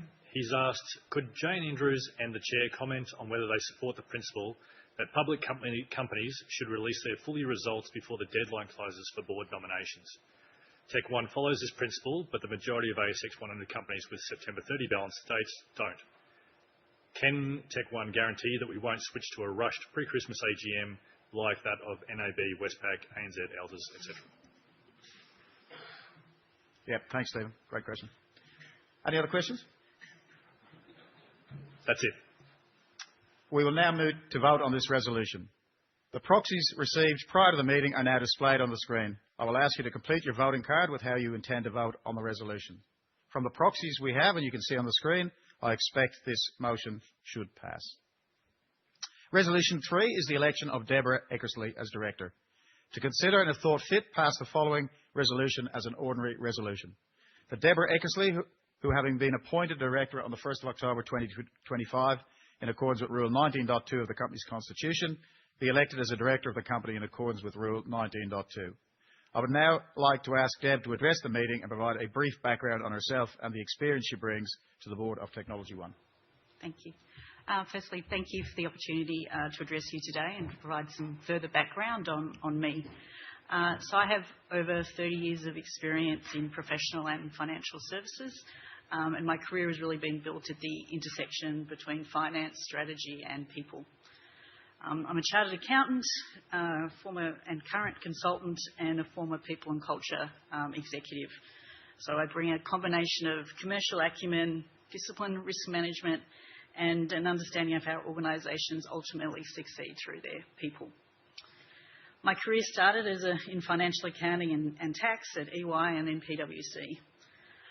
Over time, though, I became increasingly drawn to the critical importance of people in organisations and the culture, with the right human capabilities to deliver on ambitious strategies and the optimal culture to enable and encourage those people to operate at their best within an organisation's strategic and risk settings. I was the leader of PwC's People and Change practice across Asia Pacific, and I worked with companies and boards across all sectors on some of their most challenging projects and transformation agendas, and was the board of remuneration advisor for many of Australia's leading ASX companies. Almost 8 years ago, I left PwC and joined Bank of Queensland as their Group Executive People and Culture here in Brisbane. I was there for 5 years, where I gained more practical experience about talent management, culture and capability development, risk management and a bit of industrial relations as well, within the context of a highly regulated industry and a company going through significant change. As many of you would know, these organisations did experience serious failures. These experiences have given me deep insights how such failures can occur, even in well-established long-term companies, and the critical importance of independent board-level oversight of culture and risk, clear accountabilities and an open speak-up culture, and of course robust processes and controls. I now enjoy more of a portfolio career. Currently I serve on the board of Chief Executive Women, where I chair the People, Culture and Nominations Committee, and on the advisory board of Get Skilled Access, which supports companies in disability inclusion and accessibility. I also today advise boards and HR teams in the alignment of strategy, performance and remuneration. Through this work, I partner with companies again across all sectors, helping to align remuneration with strategy, strengthen governance and sometimes navigating sensitive people and performance matters.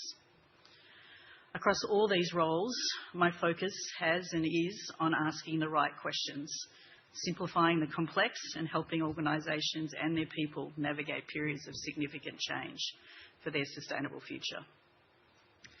I've been a long-time watcher and admirer of Technology One and its people, including I have been a shareholder for about 20 years, so I have been watching for a while. Serving on the Technology One board is an opportunity to bring my strategic and operational expertise and insights and allow me to contribute to what I see as Tech One's continuing success. With your support, I look forward to the opportunity to work alongside my fellow directors, the executive, for you, our shareholders. Thank you. Thank you, Deb. Questions of Deb in the room? Paul? Thanks for that presentation, Deb. You mentioned PwC and Bank of Queensland. Could you give us a bit more background about what your role was at those organisations and how you fitted in with respect to the parts of the organisation that were getting into difficulties? Sure, thank you. Thanks, Paul. So at PwC, I was a consulting partner. So as I said, I'd led their People and Change practice. From 2012 to 2016, so a fair way ago, but in those years I was managing partner for human capital there, so on their executive, and I had HR responsibility for employees there, so not the partners, but the employees. I wasn't in the tax practice where those breaches occurred, and I certainly wasn't aware of that leak. I left the firm in 2018, so almost 8 years ago now, and 5 years before that scandal became public. At Bank of Queensland, I was there from 2018 to 2023, and I was the Group Executive of People and Culture, as you would have seen in my bio.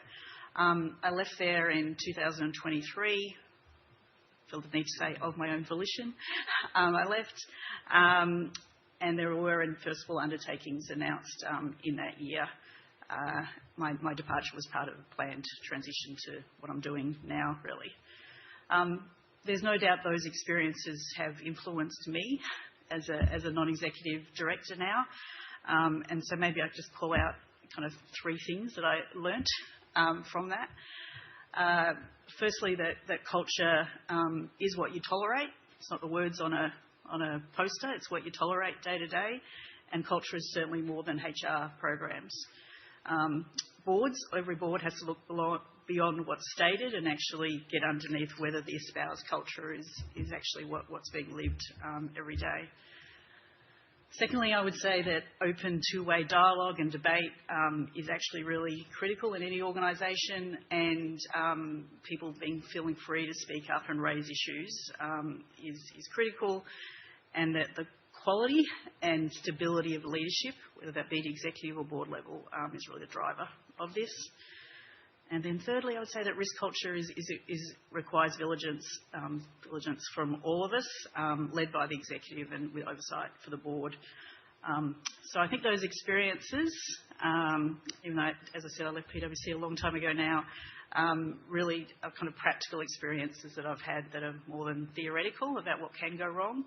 And so I do absolutely understand the importance of asking uncomfortable questions, really to understand what's really going on. Thanks very much for that, and well done buying Tech1 shares 20 years ago. I have to thank my dad for that. I think he recommended it, so I'm glad I took his advice once in my life. Yeah. Stephen, any questions online? Yes, we have one here from Stephen May, and it's basically 3 questions in one. The first part is, which recruitment firm assisted with the search that led to Deborah and Philip's appointment to the board? And secondly, what sort of onboard process did we run for them? And did they know any other directors before they were appointed? So the firm we used is confidential, so I'm not revealing that. I was actively involved in the recruitment process of Deb. Deb did know Jane professionally prior to joining this board. And the third question was in terms of onboarding. We can have a chat over coffee, Stephen, but the same way most directors are onboarded. I'm the company's I-Chair, which is active engagement with the executive, with the other directors, and speaking and meeting with anybody they want to, whenever they want to. Any other questions? That's it. Thank you. We will now vote on this resolution. The proxy votes received prior to the meeting are now displayed on the screen. I will ask you to complete your voting card with how you intend to vote on this resolution. And as you can see from the proxies we have, I expect this motion should also pass. Resolution 4 is the election of Philip Davis as a director. To consider and if thought fit, pass the following resolution as an ordinary resolution. That Philip Davis, who having been appointed a director on the 1st of October 2025 in accordance with Rule 19.2 of the company's constitution, be elected as a director of the company in accordance with Rule 19.2. I would now like to ask Phil to address the meeting and provide a brief background on himself and the experience he brings to the board of Technology One. Thanks, Pat, and thank you all for the opportunity to introduce myself today.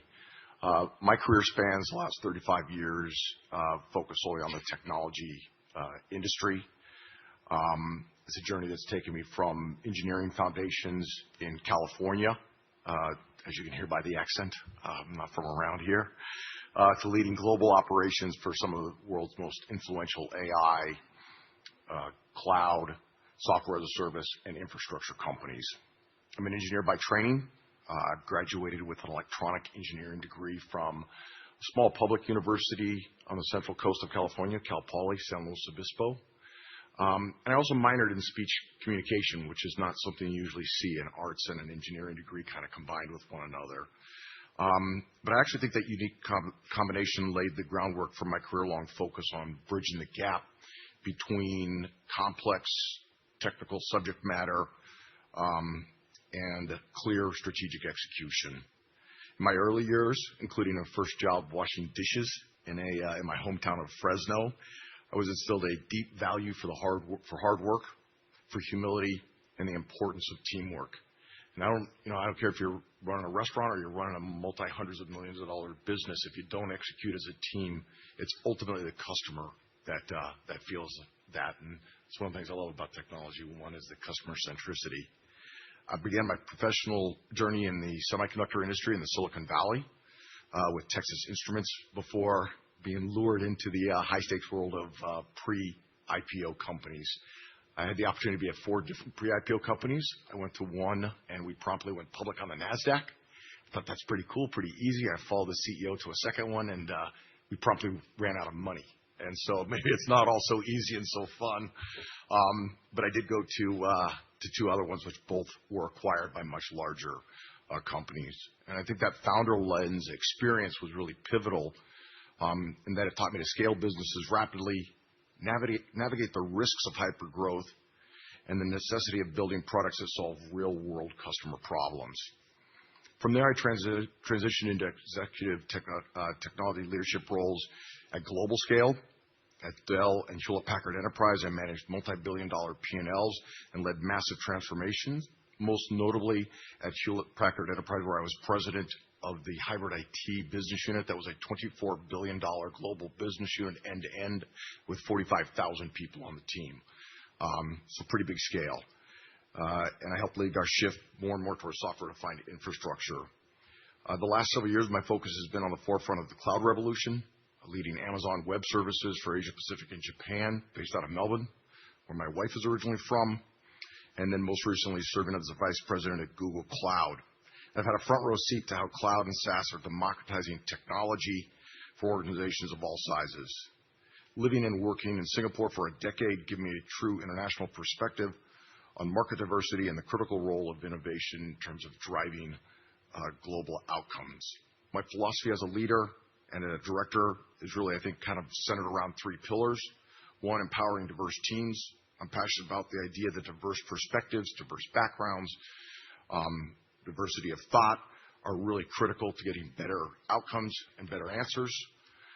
Customer obsession, like the address references multiple times, I believe in outcomes that provide genuine value to the customer, ensuring that every strategic investment is aligned with the customer's long-term needs. And then balanced governance. I've seen both cases where you've had hyper-scale and it's been successful, and then you've invested too much and the revenue didn't come and it didn't work out. And I think a balance like that is especially critical as we move into the era of artificial intelligence. On a small personal note, I joined the other 4 members of the Davis family and became an Australian citizen in July of last year, and it's a tremendous honor to be a part of the Australian community. Joining the Technology One board is a wonderful opportunity to blend my background in global operations scale and my expertise in SaaS, AI, and cloud strategy. I look forward to working with the executive team to ensure we continue to solve complex problems for our community while driving sustained long-term growth for our shareholders. Thank you very much. Thank you, Phil. Any questions from the floor? Paul?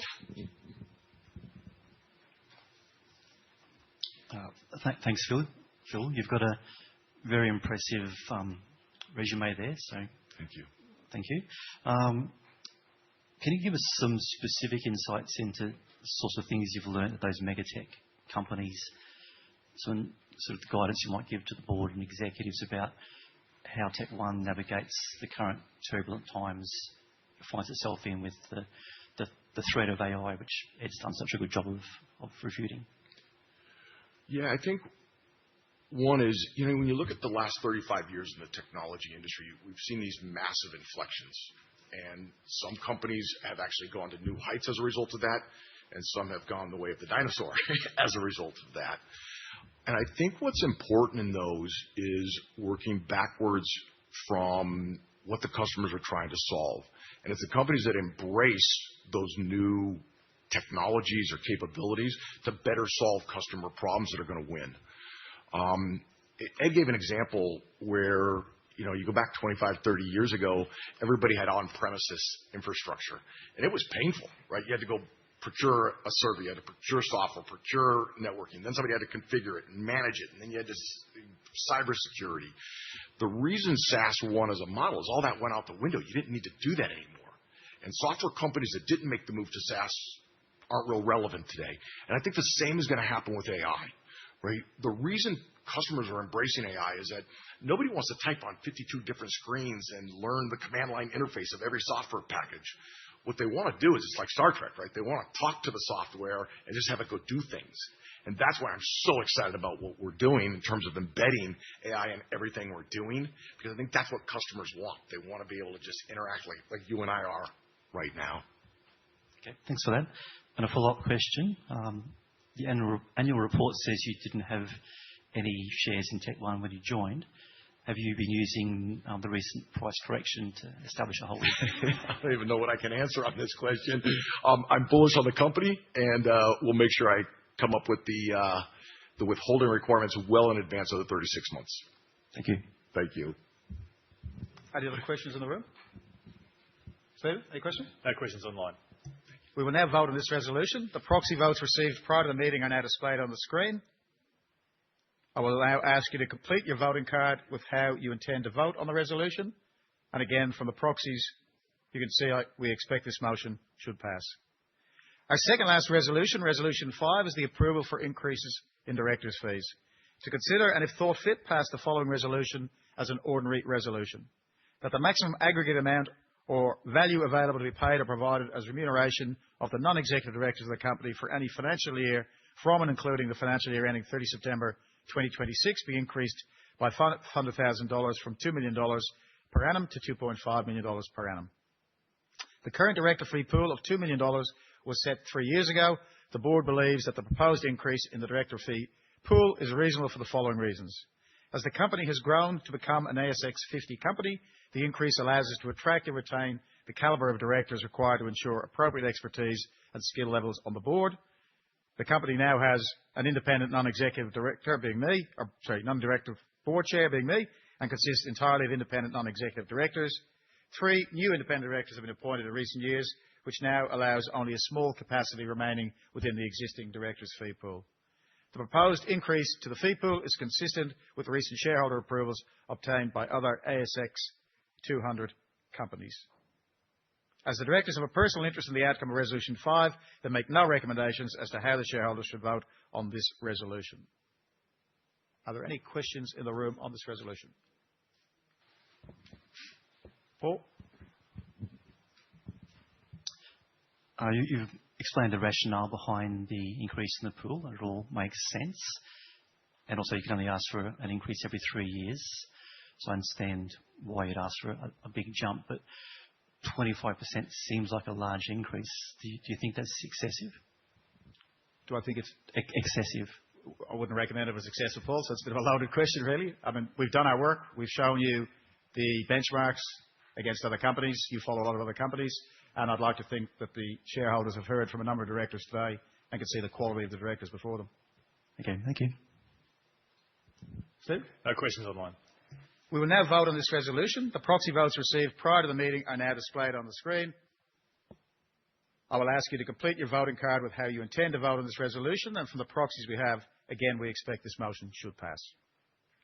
Our last resolution is Resolution 6, which is grant of awards to Ed as the CEO. To consider, and if thought fit, pass the following resolution as an ordinary resolution. That approval be given for all purposes for the grant of equity awards to Mr. Ed Chung, the company's CEO and Managing Director, under the Technology One Omnibus Incentive Plan rules as set out in the explanatory notes to this Notice of Annual General Meeting. If shareholder approval is obtained, the deferred STI equity rights and the LTI options will be granted to the CEO within 5 business days of the company's AGM. If shareholder approval is not obtained, then the above equity awards will not be issued, and subject to the achievement of the performance conditions described in these explanatory notes, the CEO will receive a cash payment equivalent in value to the equity award he would have received had shareholder approval been obtained. The purpose of the STI and LTI equity awards are to assist in retaining high-performing executives, help further drive long-term management alignment with shareholders, fostering a long-term mindset among executives, and ensure ongoing management values and behaviour alignment. Prior to vesting, the Remuneration Committee considers whether there are any irregularities or other factors that would affect the payment or vesting of that award, potentially utilising the malus provision or generally exercising discretion. Are there any questions in the room on this resolution? Any questions online? We have one question online from Stephen Mayne. He's asked, could the CEO summarise his past LTI grants as to whether they have vested or lapsed? Also, has he ever sold any ordinary shares in the company or bought any on market without relying on an incentive scheme to build his equity position in the company? He's requested us not to say don't just look it up in the annual report.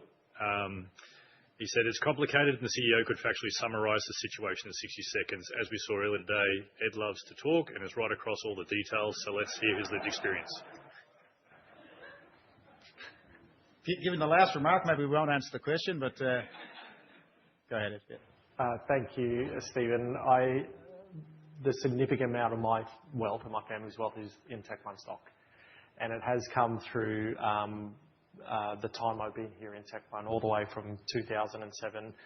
I can't remember the other parts of the question. I have got those stocks as part of the long-term investments in Tech One, LTI plan in Tech One. Any other questions? Stephen? No further questions. Excellent. We will now vote on this resolution. The proxy votes received prior to the meeting are now displayed on the screen. I will ask you to complete your voting card with how you intend to vote the resolution. And once again, based on those proxies, we expect this motion should pass. I'm conscious we've been here for a little bit longer than other years, but I would like to offer to the floor, are there any other questions that we haven't given people a chance to ask today on any topic you would like to raise? Are there any other questions online? Yes, Pat, we have one online from Stephen Mayne. He has asked, he was surprised when the chair failed to deliver a chair address today and the CEO was on his feet for 55 minutes, starting just 5 minutes into the AGM. The 3 director candidates per election day gave longer speeches than the chair did. Some of Pat's answers have been excessively brief. As the chair of 3 major public companies, why is Pat so reluctant to speak at AGMs, and will the new director, Phil Davis, encourage him to speak more at next year's AGM? Thank you, Stephen. I'll prepare an hour of speech for next year, so if we could all come, please, prepared for the bathroom stops and get those out of the way early, that would be great. If anybody would like me to speak, I'm happy to speak as much as you want, but thank you all for being here. Can we now complete your yellow voting card, if you've not already done so, as we'll be closing the poll at the end of this meeting. As you leave the meeting, please place your voting card in one of the ballot boxes. Voting online on all items will close in 5 minutes, so effectively at 12:30. So if you've not done so already, please submit your electronic voting card. As mentioned, the official poll results will be published to the market via the ASX Company Announcements platform as soon as practicable, which is expected to be early this afternoon. I would like to advise the meeting that we will retain the proxies and voting cards from this meeting for a period of 6 months, after which time they will be destroyed unless there is a reason for them to be kept longer. Before I close the meeting, I would just like to reiterate a few things that Ed touched on. Firstly, to the management team and all of the staff at Technology One, you do an outstanding job, and your continued support and enthusiasm is very much appreciated by the board.